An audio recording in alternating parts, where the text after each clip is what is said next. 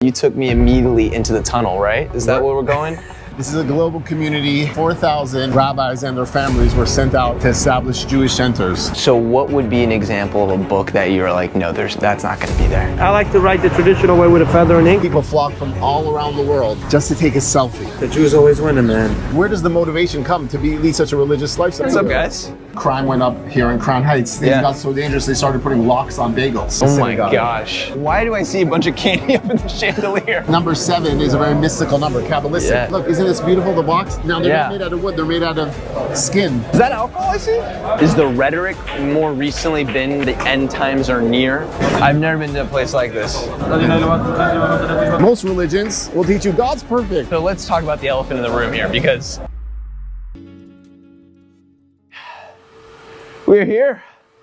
Look who's with me right now. Rabbi Yoni Katz. Rabbi Yoni Katz. So where are we right now? Because I usually start these things on the street, but you took me immediately into the tunnel, right? Is that where we're going?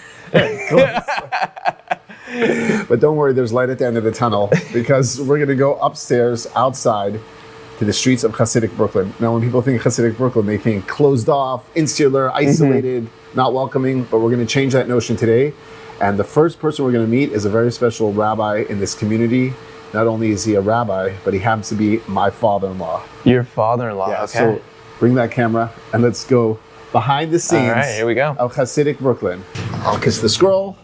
This is my brother-in-law, and he has my swag here, my merch. Oh, for look at our that. YouTube, Chabad of YouTube. Chabad. So Chabad. a CH is, you don't even pronounce the C, it's just Chabad. Or Chabad. Chabad. Oh, there, you did it. Ah, You sure there we Jewish? go. How we doing? Alessi.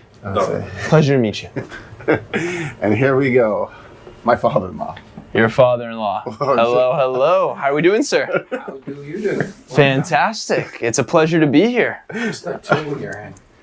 This right here, this tube, this is nothing. Looks dangerous. Yeah, it could be used as a weapon. And actually, in one of the places I went to, I was at this Indian Hindu temple over here, and they were like, is that a weapon? They like came up to me, and I was like, no, this is for the camera.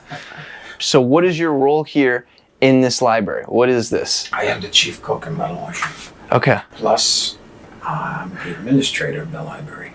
Okay. I gotta read all the books, approve them, and pay for them. So you have to read, so every single book in there you've read? Practically. Practically. Yeah. All right, what doesn't make the cut? Gotta be a kosher book. It has to be kosher. Content. Kosher meaning proper. Proper, okay, I've heard that term. Don't listen. And I'm come from the ignorant background today. When we say kosher proper, what is that in your guys' faith? According to Torah values, book's gotta have a good message. Okay, But this is a mostly children's library.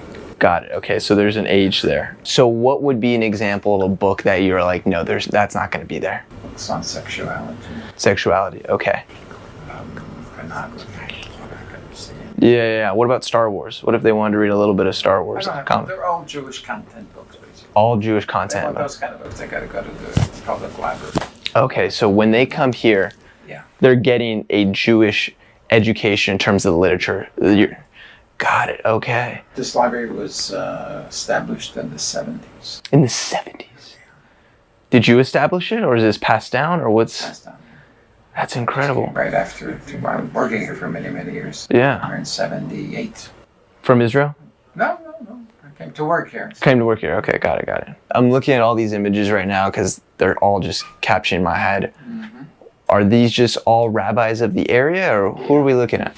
Not only of the area, but it's rabbis that I've met in my lifetime. Most of them are deceased. But each one has a story of its own. Yeah. Each rabbi I can talk to you about for 10 minutes. You know, there's a lot on the plate today with Yoni, but I appreciate your time. You enjoy it. Sorry to distract you from your work. Maybe we'll come back later and talk some more. Sure. Walking out. Walking out. All right, Yoni. We're here. Crown Heights, right? Crown Heights, Brooklyn, the epicenter of the Chabad Lubavitch Hasidic community. Yeah. This is a global community because from this neighborhood, 4,000 rabbis and their families were sent out all across the world to establish Jewish centers. And it's called Chabad. So you'll have Chabad houses in even the most remote places across the world. But we have lovely people here in Crown Heights. Chaim Tzvi. Good morning. How we doing? How you doing? Pleasure to meet you, Hello. man. My name Shalom. is Rabbi Peel. I have a synagogue in Crown Heights. Welcome, welcome. Very cool. Yankees fan? Big Yankee fan. No Mets. By the way, if you come to the Yankees, there's a minyan for Mincha and 2 Daf Yomi shares, which means Yes. we read Talmud. Right there, they make a little class for Talmud in the intermission break between the two games. You're There's saying there's kidding. prayer services in Yankee Stadium, and he grew up in San Francisco. You grew up in San Francisco. Santa Cruz, my friend. Wow. Let's go. Big boardwalk right there. You know it. That's how everyone knows it. Beach place. Boardwalk.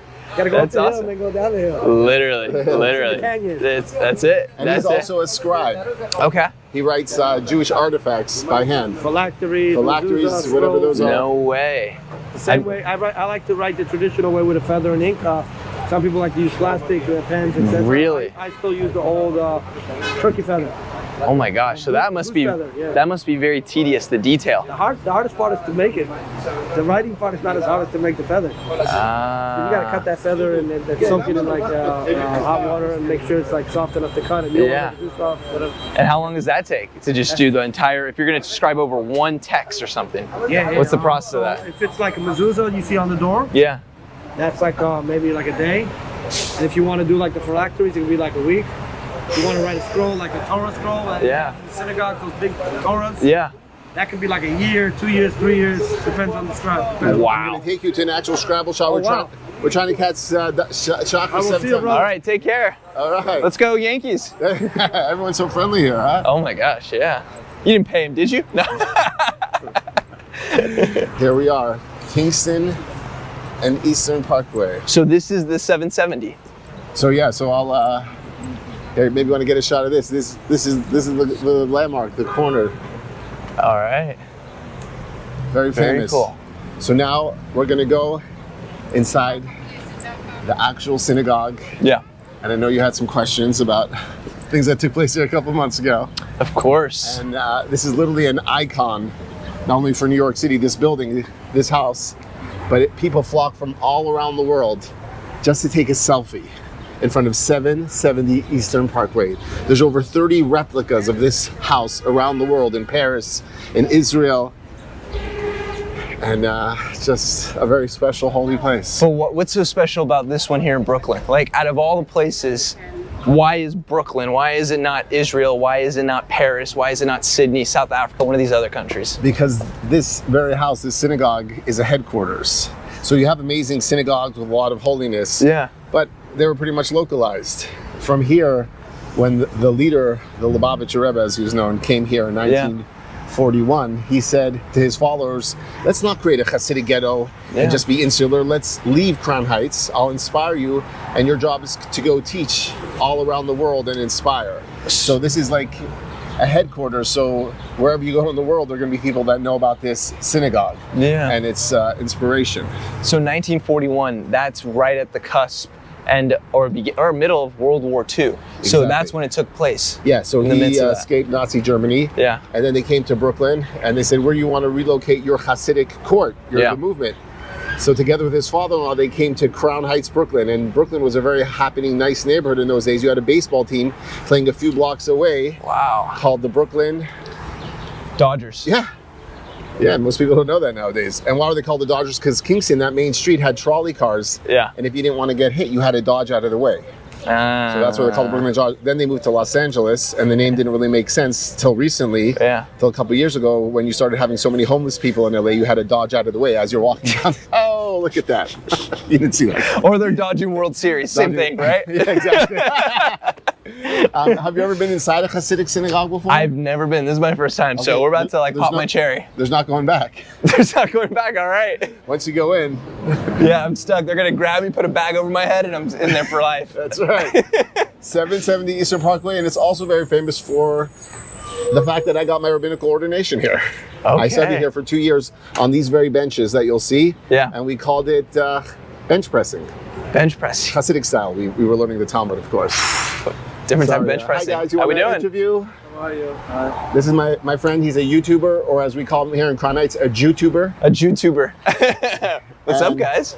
Yeah. What do you want to say? What do you want to share with the world? Yeah. First time I'm here. Oh, First time you're here. Yeah, I was never here before.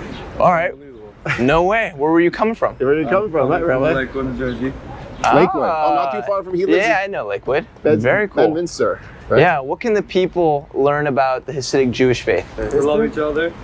There we go. Yeah, okay. Stay strong. All right. What's the best thing that people can take away from it? What's the best thing? Yeah. What can people take away from it? The Jews always win, man. The Jews always win. There you go. Jews always win. All right. We control the world. If we just play our cards right. No, but we have a question. We're doing a little bit of a documentary that I'm just jumping in here. If somebody asks you, right, obviously you're very religious, you're serving God. Does God need you to serve him? What would you say?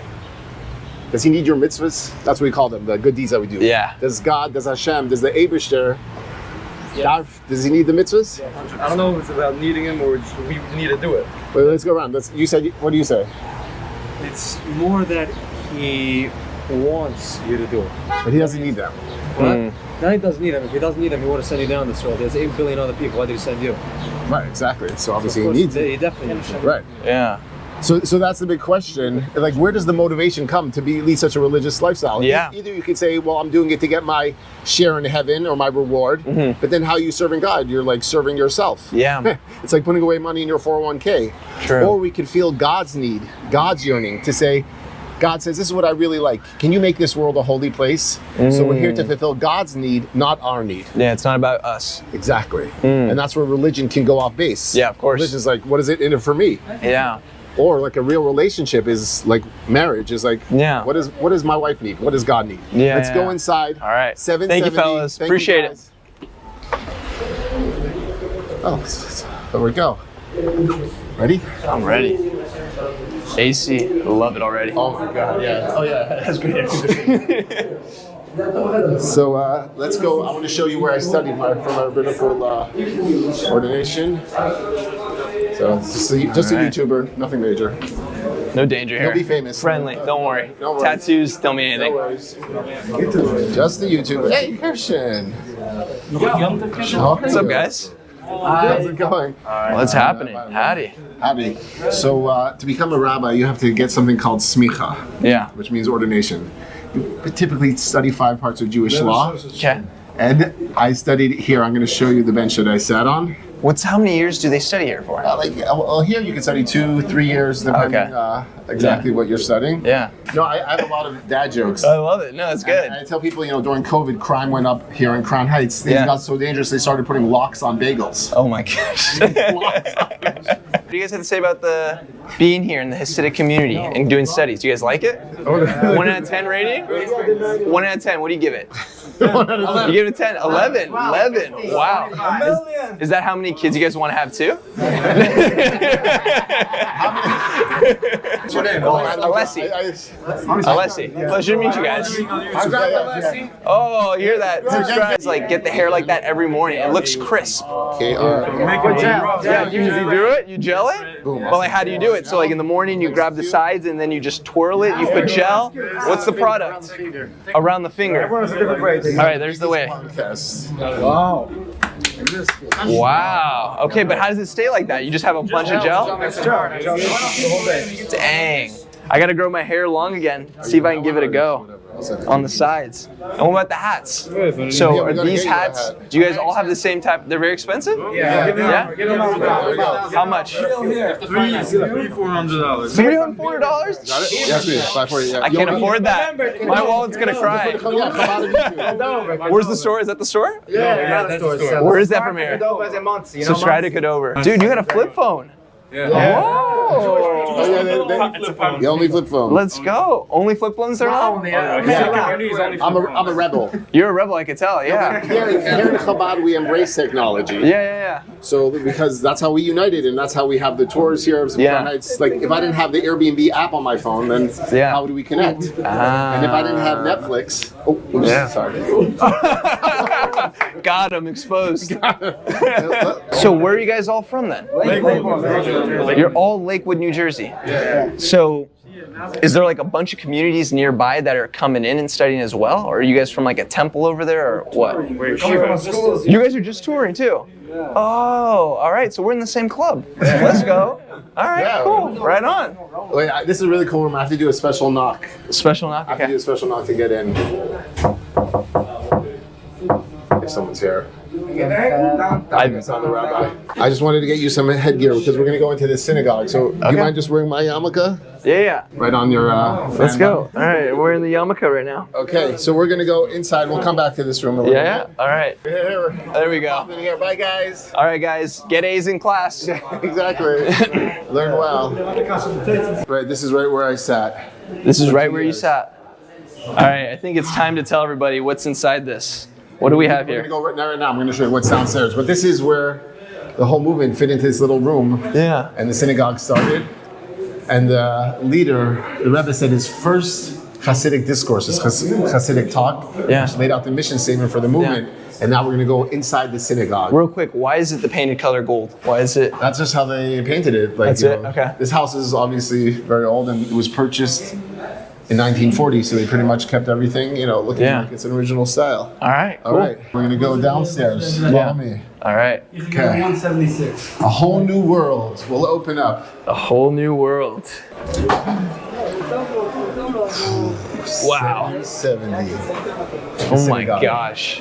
People praying, talking to God. As you can see here, everyone has their own GoPro on their head. Yeah, I can tell. Look at that. Yeah. No, what actually is that? Oh, it's not a GoPro. It's actually what we call tefillin, and in that box, Yeah. there are little parchments, little scrolls that have written on them portions of the Torah where Yeah. God asks a Jewish man or boy over the age of 13 to pray with him every morning, to bind them one on your arm by your heart and one to put on your head, Yeah. which reminds you that your thoughts and emotions should be in sync with God. So yeah, not GoPros. But This is wild. from the young age. And feel free Yeah. to film. I just want to make this, feel free to film. Nobody will be offended. On the contrary, if you don't film, we'll be like offended. What, Yeah. What, I'm not interesting? No, I hear it. Let me ask him. What are you reading right now? Yeah, he's actually saying the prayer, so he can't really Oh, talk. he's in the midst of it. I don't want to interrupt He's that. in the midst of it. Oh No. gosh. So what's up with the bands? I see like a bands around the arms Yeah, right so here. that wraps them onto, in order for the boxes to stay on your arm, you need to wrap them. Yeah. Oh, no way. Yeah, way. What the heck? And This is the main stage right here, or what's the this? stage, yeah, come get a look. This is called the bima, the platform where they read the Torah scroll from. Yeah. Here. Sneaking on through. Get a Hasidic eye view. Look at this, isn't this amazing? It's like a beehive of Yeah. spiritual activity. People praying, learning, young, old. Yeah. So they're all coming in here right now, and it's like their studies. So they're praying, they're also reading. I see a lot of people also moving back and forth. Right, like that. What is this? That's called shuckling. Chuckling. Shuckling, Yeah. which is the Yiddish word for shaking. Because your soul is like a flame flickers. So when you do something holy and spiritual, like praying or studying, it's like a natural movement that your whole body's consumed with the spirituality and the godliness. And some of the kids like are sitting down there, and I always tell them as they're sitting, if they would do it at an angle, they would get great crunches and sit-ups. They all have six packs. These stupid boys these days, they don't listen, I tell you. Hey, they're still doing their bench press though, right? Yeah, the bench pressing is good, but they could get Hasidic sit-ups if they were shuckling and moving. So wait, why do I see a bunch of candy up in the chandelier? What is going on there? Well, when a guy gets married, Yeah. so the Sabbath before, he gets called up to the Torah scroll where they read portions of the Bible, Yeah. and the custom is to throw candies at him, just like a jovial, it's a sweet new beginning, and it's just a customary. So some of the candies get stuck in the chandelier. That's crazy. Everyone right now, when does it get this busy? Is it just now? Or is like people here since 6 a.m. until midnight? Like, why is this right now the busiest time? And when does it slow down? Like, give me the whole insight to It that. never slows down. It Actually, this never. is quiet. This is has not quiet. It's open from 6 a.m., almost 24 hours. If you come back here during the main prayers, will be packed. You can barely even walk here. And that's where some of the expansion was trying to happen. You see that plywood? Yeah, so let's talk about the elephant in the room here, because there was footage of this room. I'll show it on the screen here, of the whole thing of the tunnels. A lot of people were saying it's human trafficking, and then you heard things being like, that's the NYPD coming in and destroying some religious site. What the heck happened? Just for the people to know. All the above. All the above. That's it. I'm done. So it wasn't really tunnels. You know, it was during the, you know, obviously the Hamas, everything that was going on in Israel. But it gets very crowded. As here you can see, it's pretty packed already, and it's already after the prayer services. So some of the young yeshiva students just wanted to expand. There was plenty of room underneath. It wasn't really tunnels. It was more of, you know, some yeshiva boys just trying to make a little more room, and the story obviously took on a whole new life of its own. But, So they were trying to make more room. right, because recently they expanded in some other places. Yeah. So this was just like a wall. That's what you can see. There's different plywood. So that's where it took place, right over there. Right there, yeah. So how was it that it was like 6 feet? It was a massive tunnel, though. That from what they said, I don't know if that's true or not. How did they get it that big? I don't know exactly. It was a tunnel. It was just like there's some empty areas, so they just knocked down a wall, but it wasn't really a tunnel. Got it. That was more of a media sensational Yeah. thing. It seemed like it when I saw it, I was like, I feel like this game blown out of proportion. It seems a little bit too much like propaganda. They teach you in journalism class, if it bleeds, it leads. Yes, it does. Even Joe Rogan was talking about it on his podcast. You saw that? Yeah, being like, what the heck's going on? And of course, like you said, the height of it was because of what's going on right now with Gaza Exactly. and the whole thing with Hamas. So it was like, oh my gosh, this is adding more, fuel to the fire. Exactly. So I totally understand. We're going to go to the Ark where they keep the holiest items, the Torah scrolls. These wandering kids.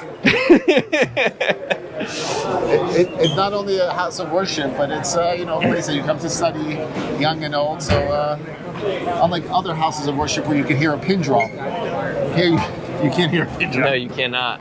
It's active. But you see they have the address of the building. It's a very 770. 770, and in Judaism, this number 7 is a very mystical number, Kabbalistic. Yes. 7 days of the week, 7 branches of the menorah in the temple, Yeah. 7 sfirot, the emanations of Kabbalah, Jewish mysticism. So it's a very special number and a very special address. Okay. And people come from all different religious backgrounds, and Jewish, not Jewish people. Yeah. Good thing it's not 6, right? That's right. Here we're having So they're having some lunch right now? a little bar mitzvah celebration. This kid's turning 13. Who's turning 13? This kid. No way. Yeah, he's 13 years old. He's becoming obligated in fulfilling the good deeds. And it's a become- big celebration. 'cause Wow. Today he's a man. Is everyone supposed to bring food to this? No, the family just provides some food. He'll say a Hasidic discourse, Hasidic thought Yeah. about God and purpose. And everyone will come say L'chaim and wish him good luck on his journey of life. Yeah. And look, isn't this beautiful, the box? Now, they're Yeah. not made out of wood. They're made out of skin Skin? from a kosher animal. Oh my gosh. And he's praying, as you can see, in ancient Hebrew. Yeah. What are you reading right now? He probably doesn't speak English, and he's probably in the middle of the prayers. But besides for that, there's a good Oh, question. so how come they don't speak English? Are they? Although a lot of these boys, I would say most of them are coming from the Holy Land of Israel. They come to Brooklyn to study. Oh no Yeah, way. yeah. Oh gosh. So they thought. This Yeah. is where the Rebbe leads the movement. So look, they have his chair. Yeah. So this is truly like a place, like a holy site people visit almost, it feels. There's people like Lakewood, New Jersey, now we're saying from the Holy Land, Israel, people from all over come to this place in Brooklyn. That's incredible. Yeah. So what's the next closest thing that people will go to? Maybe Israel, maybe not Israel, but anywhere else outside the world. Outside, I don't know, this is pretty much the place outside of Israel. Obviously Jerusalem, Yeah. the Western Wall, and there's many holy sites, but outside of Israel, this is considered, by many to be the most inspirational, impactful, because this place is obviously not just a synagogue for the locals, but very central figure in the world of Judaism today. When did it get to that point? Because I know it was in 1941 you guys came over. At what point where it was like, people are starting to come here? And it's special. Yeah, so the Rebbe took over the leadership in 1951 of the movement, and then through the 60s, the 70s, the 80s, it just started exploding. And that's why that house wasn't big enough, obviously, for the synagogue. They had to expand here. And today, it's nowhere big enough. That's why people were trying to expand 770, before. Oh, here, this is the Ark where they keep the Torah scrolls. So there's like 15 Torah scrolls probably there. And now we're getting some Hasidic singing. Get in here. Oh, wow. They're saying a very slow, contemplative, meditative song to get into the mind frame, the mind space of Is that alcohol I see? No comments. Yeah. So what are they saying? What's going on? No, they're just singing a song because they're trying to get into the right headspace because the boy's going to share a Hasidic discourse about purpose of life. So, Oh, he's talking in front of everybody. oh yeah, and he has to memorize it. When I was a kid, I memerized it. So what happens if they screw up? Whatever, the father sits next to you and he helps you. That's just okay. Hello, hello. So you see he's wrapping on his arm the phylacteries. Look at all these charity boxes. You can pick your These organization. charity boxes? Wow. Don't give me the key. I'm kidding. Yeah. I've never been to a place like this. I'm so glad you can. Thank you.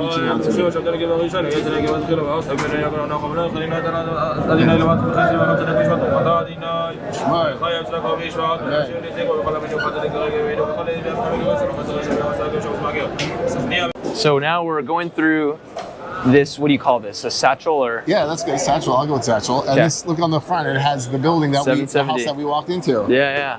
That's what I got. And this is my name in Hebrew. Oh wow, you got it custom. Yonatan Shalom HaKohen, which means I'm from the priestly tribe. Yeah. And here we go. We take the prayer belt.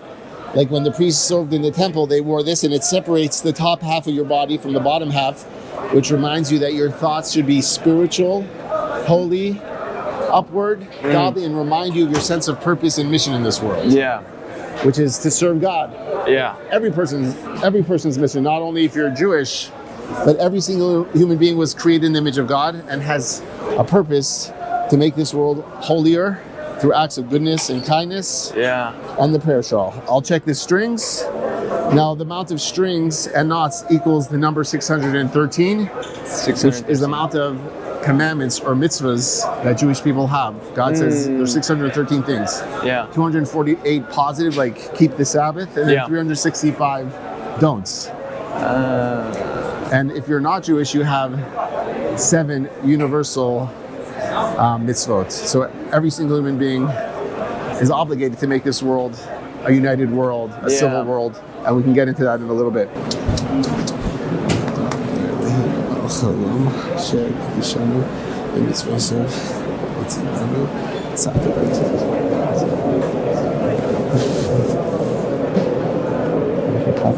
And you carry this satchel with you everywhere. No, just when I was coming to do the Okay. morning prayers. The black box, again, made out of skin leather, 12 holes on the bottom, correspond to the 12 tribes of Israel. Wow. And I'm gonna tighten the knot.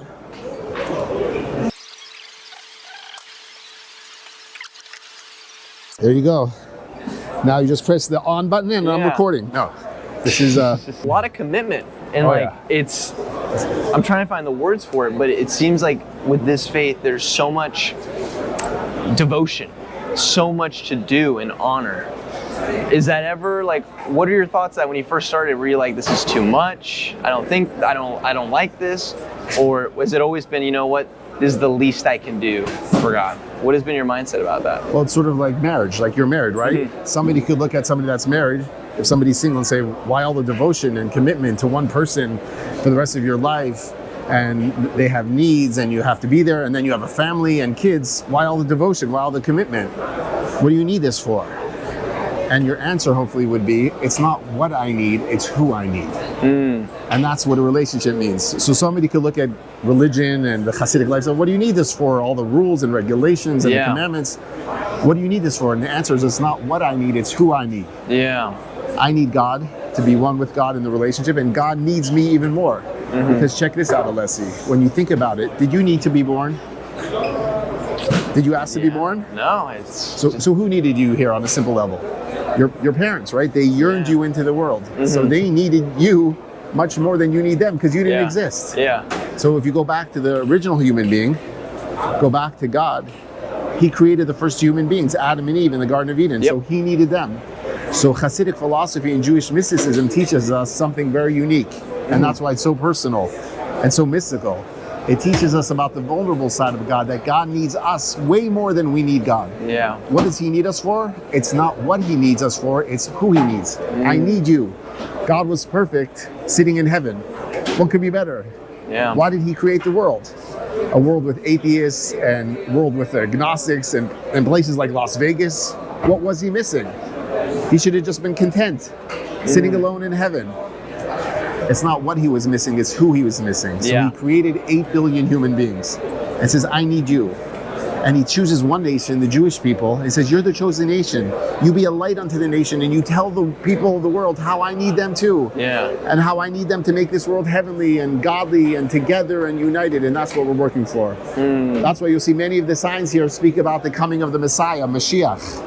What's going to happen when Messiah comes? Utopia happens. There'll be no more jealousy, no more hatred, no more wars, no more fighting with Hamas and Israel and Gaza. The world will be together and say, let's be united, let's serve our purpose, and let's serve God. And that's why God chose one nation to teach the rest of the world to say, let's get the job done.